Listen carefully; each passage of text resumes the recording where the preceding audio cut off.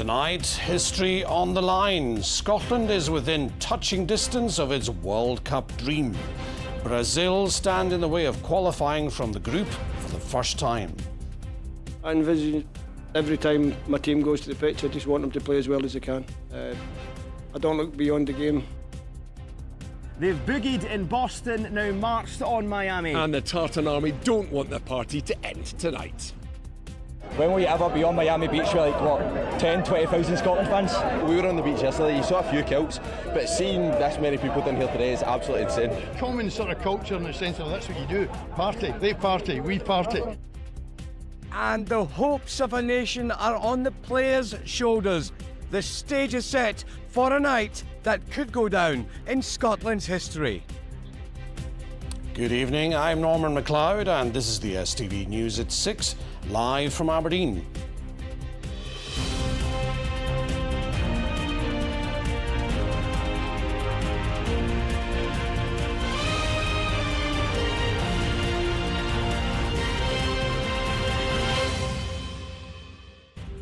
Scotland could make World Cup history and qualify for the knockout stage of a major tournament for the first time ever tonight. Avoiding defeat against 5 times world champions Brazil will all but secure their place in the next round. So can Scotland keep the nation's dream alive? Our team in Miami will bring us the latest. First, let's go to Ronnie Charters. Ronnie, a big night in store. Absolutely, Norman, and the place, Miami Beach, is still absolutely buzzing. But speaking to a couple of the Tartan Army fans this morning, you can just sense the nerves are beginning to kick in and they get the scale of what's about to happen here. Tonight is the night, make no bones about it. This place has been turned into the party of the century, but now it is all about the football. The countdown is over, the fans are ready. Scotland versus Brazil is upon us. We'll be coming down the road. They're coming down the road. Thousands pack the streets of Miami and its white sandy beaches as the Tartan Army gets the full Florida experience. As the bagpipes and drums filled the Miami atmosphere, the Scots had taken over. Accompanied by their Brazilian opponents, the party is in full swing as we count down to kick off. Once in a lifetime stuff, unbelievable. We're just talking about that. When will you ever be on Miami Beach with like, what, 10, 20,000 Scotland fans? It's surreal, to be honest, to see this many people. We were on the beach yesterday, you saw a few kilts, but seeing this many people down here today is absolutely insane. It's surreal. Describe this, what this has been like for you guys. Fandabidosi. Very, very warm, but amazing. It's been a great experience. Come on, Scotland!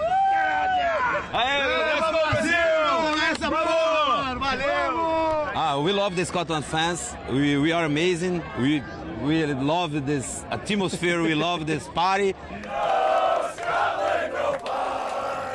And the Tartan Army turned into the Tartan Navy as Miami's world-famous marina got in on the act. The Scotland songbook has been a hit this tournament, but this one in particular has risen to the top of the Tartan chart. I know it's not inside the stadium, but see getting the chance to sing Clever Scotland in Miami, followed up by No Scotland Apart, and everyone knowing the words, that's the best gig I've ever done in my life. The scenes back then in Paris were legendary, as the Scots and the Samba became footballing family. It's great, I mean, singing, dancing, you know, you're common sort of culture in the sense of that's what you do. Party, they party, we party. So when the two come together, it's absolutely brilliant, and there's been every time, and it'll be the same this time. And now it falls on this current crop of dark blue players to... At the World Cup, only the 5th Scottish team to do so. We've got the best supporters in the world, the Tartan Army. What's not to like about an occasion like this? Why not just go and relish it, enjoy it and see what happens? We know it's not going to be easy, we know they're full of superstars, but you know, we believe we can make it difficult for any team, and we have to show that again, and hopefully come the end of the game we have smiles on our faces, and you know, we've created history for our country. They boogied in Boston, marched in Miami. Wherever you go, the Tartan Army put on a show. And as this World Cup group stage draws to a close, these fans are dreaming their North American adventure can continue. Well, as you could see, the Tartan Army certainly bringing the noise here to Miami. But it's fair to say there's a few characters writing their own story in this World Cup adventure, as Chris Harvey has been finding out.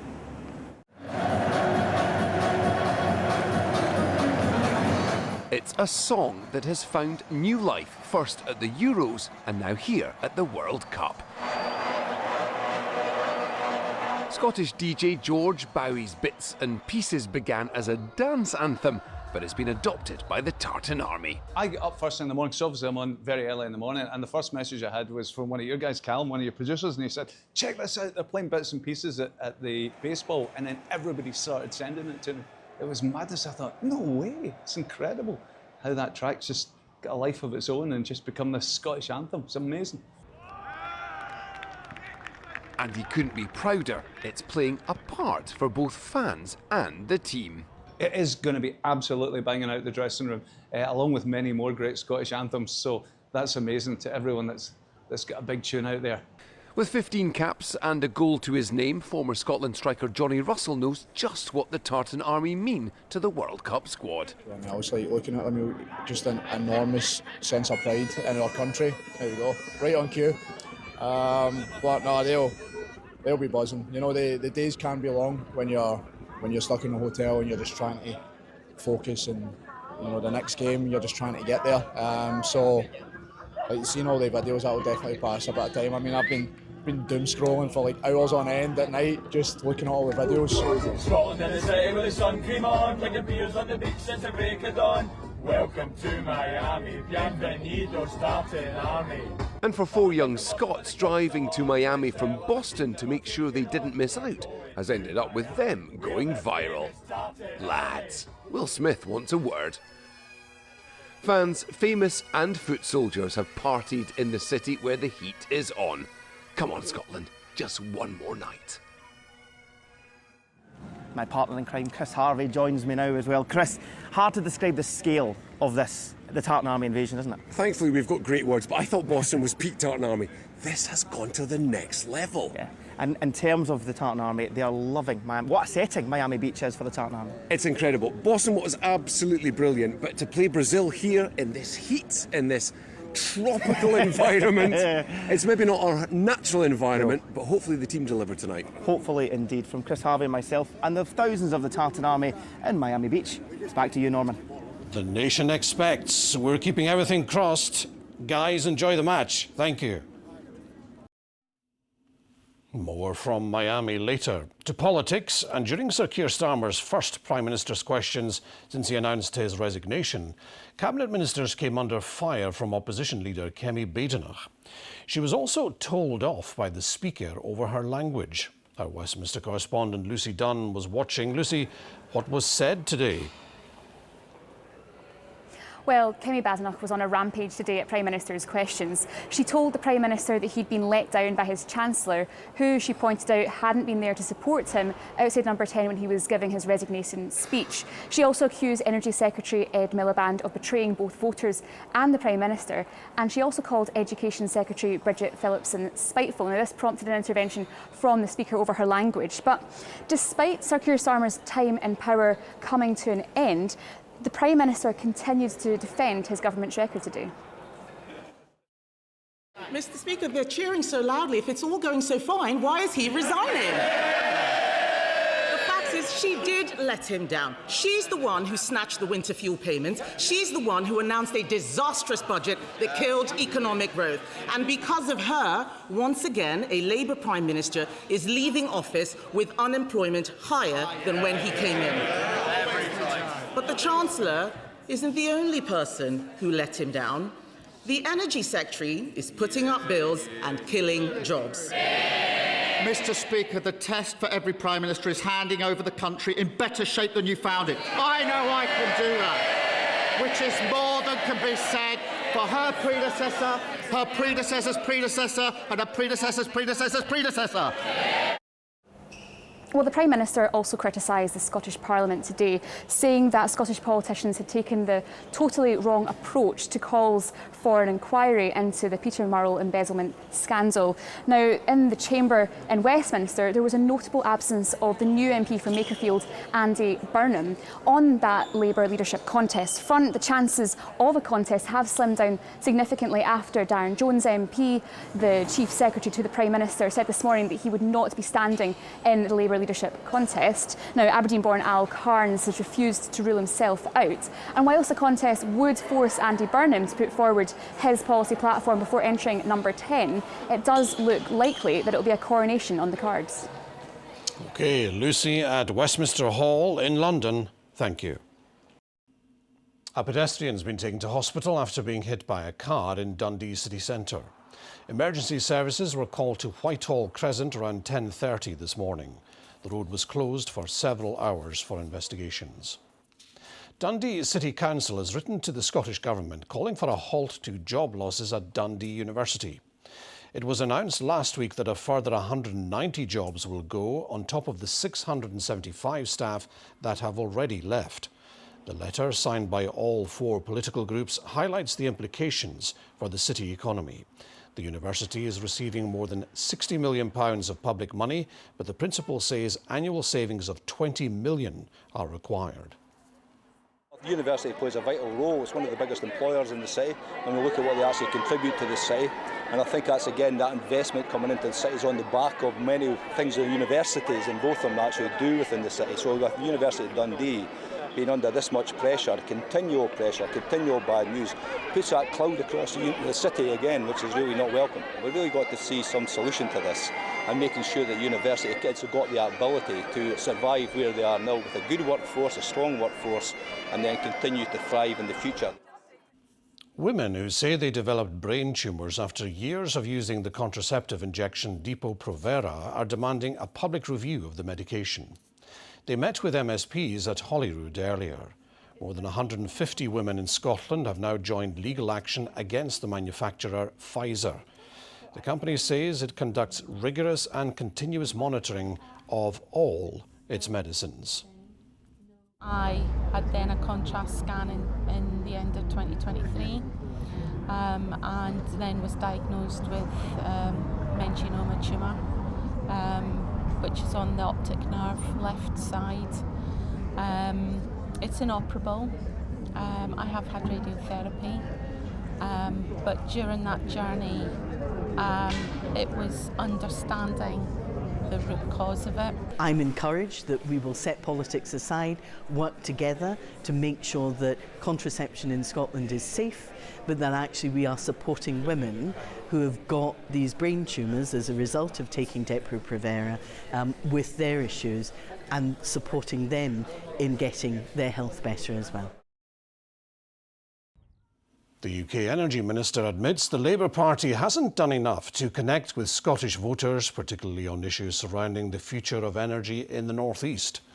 It comes as the UK and Scottish Government today announced an investment of £6 million to support more than 1,000 oil and gas workers as part of the energy transition.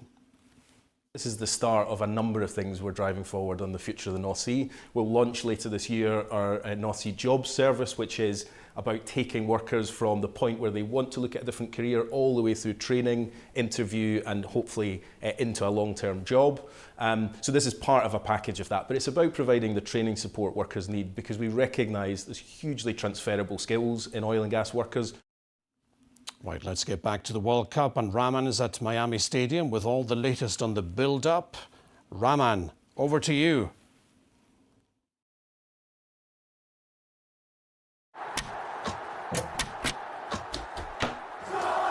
Good luck, Scotland.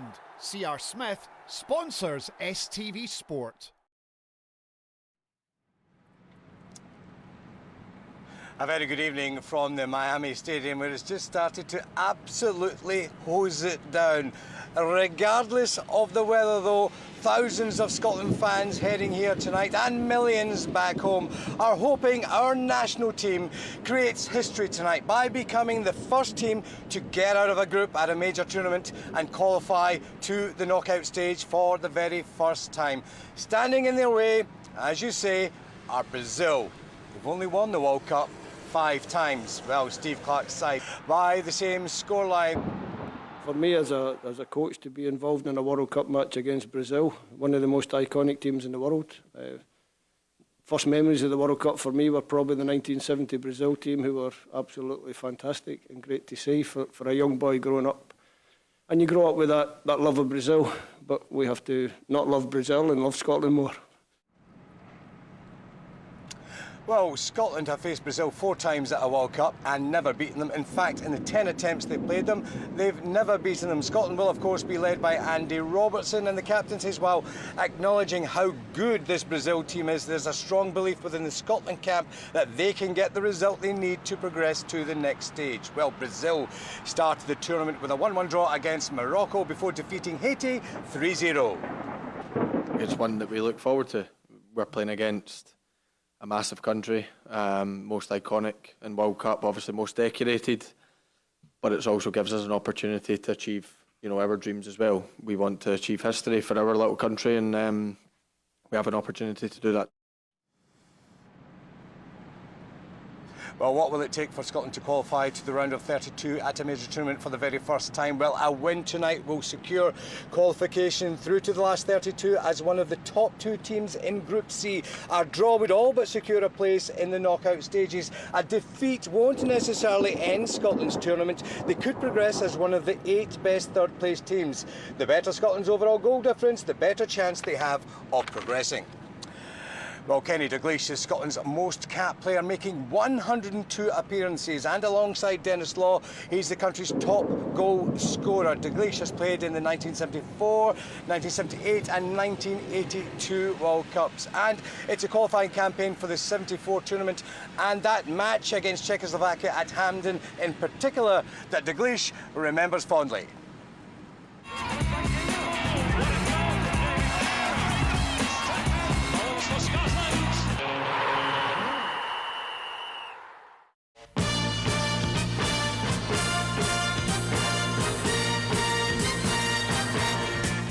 The World Cup qualifier, 74, when we beat Czechoslovakia, so we want to qualify. Bolton's there, and it's there! Bolton scores!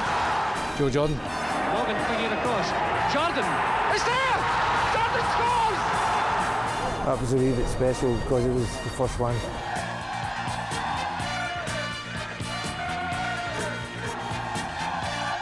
We are every bit as good as Yugoslavia. It comes to Lorimer! What a goal! That is the way to set them away. Peter Lorimer! Tackles are being made, or when they're chopping across the legs of players. Hodge! It's a goal! It's given! Jordan has scored it! I think we've every bit as good a chance, if not better than Brazil. I'm very disappointed in that, but for the supporters and people at home and that, but no, we did well. Absolutely. So it meant a lot to people. Congratulations, Scotland. Well done, boys.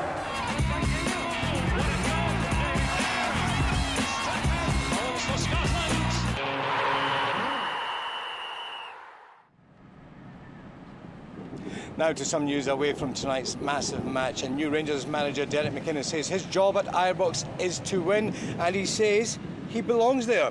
Speaking for the first time since his appointment, he says it wasn't an easy decision to leave Hearts, but believes the time is right to join Rangers, as Brandon Cook now reports. A moment, years in the making for Derek McInnes, back at Ibrox, this time as manager. Very special moment, I think for myself, my family, and there's a lot of people I can think of on a day like this, but obviously having known the club for a long time, supported the club, I'm well aware of the responsibility that being the manager brings. So excited to get going. I feel as though it's the right time for me, and I feel I'm ready for it. I feel as if I belong here. McInnes arrives on a 3-year deal from Hearts, where he came within minutes of securing a historic league title last season. My time at Hearts was short, but it was brilliant. I would love to have managed Hearts longer. I had a lot to consider, but becoming Rangers manager is something I've always wanted, and I feel so comfortable the decision was made, and being here feels right. McInnes first joined Rangers in 1995, enjoying 5 years at Ibrox, and he was close to securing the manager's job almost a decade ago during his spell in charge at Aberdeen. Now he's finally in the Rangers' hot seat. What can fans expect? Just a team playing to win, believing they can win, going the full way to win, never giving it up. You know, the job here is just to win. The clubs say he has the right characteristics for the role and were keen to bring him to Ibrox as interest circulated around previous boss Danny Rule. Danny was contracted to Rangers and had no buyout, so ultimately we could have told Salzburg he wasn't for sale, but we decided that we wanted to bring Derek in, and that was a motivation to let Danny go and bring Derek in, because he was a man that we had already highlighted as a man to bring success to Rangers. McInnes is the third man to lead Rangers in the space of a year. Unlike his predecessors who had the title of head coach, McInnes is manager.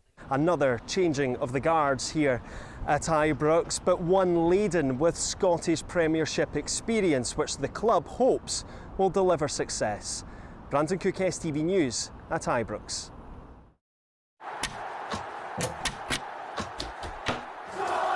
Good luck, Scotland.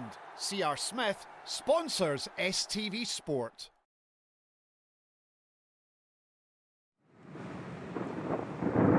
Well, that, folks, is all of your sport live from the Miami Stadium tonight. Andy Robertson and the rest of the players have the chance to write themselves into the history books. They must seize this opportunity and have no regrets. From the Miami Stadium, it's good night from me and good luck, Scotland. Rahman, many thanks.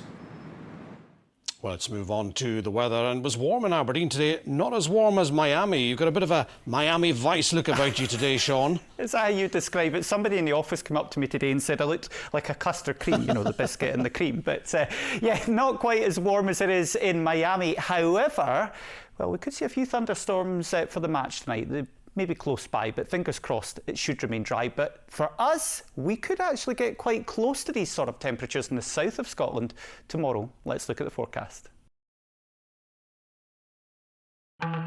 Expect clear skies, island vibes, and afternoons made for exploring. TUI sponsors STV Weather.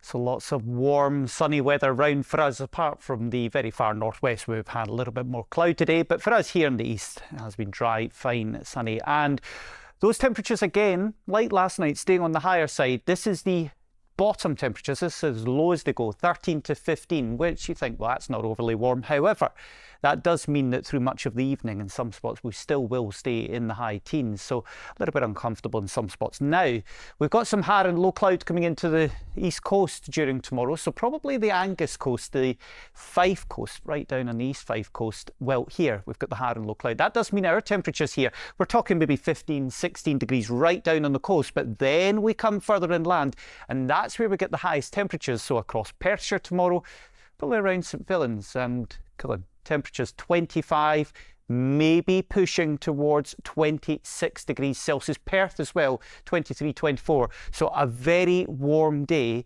in that sunshine tomorrow, away from the east coast, where, as I say, that har will hold our temperatures back. Now, we'll see some thundery rain developing tomorrow night. That's with us on Friday. But even though we've got that rain at times, temperatures are still going to be 20 degrees. Now, hopefully on Saturday, very warm and sunny, at least to start with, but we'll see this thundery rain heading our way later in the day. Bye-bye. TUI sponsors STV Weather.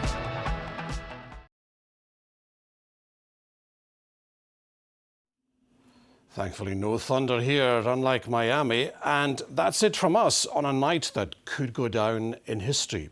All that's left to say is good luck, Scotland. The nation is behind you.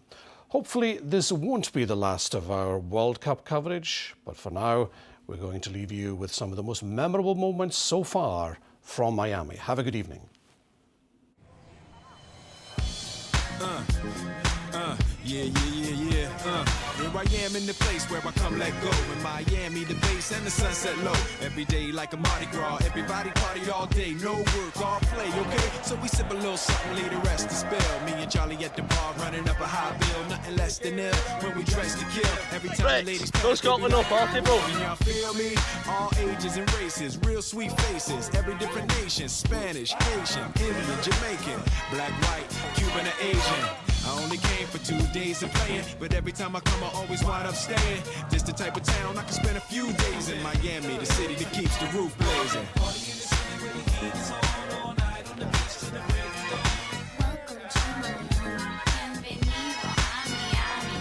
Coming down from Boston with the coach still on. Brazil are the team that we're taking on. We're going to Miami. We're the famous Tartan Army.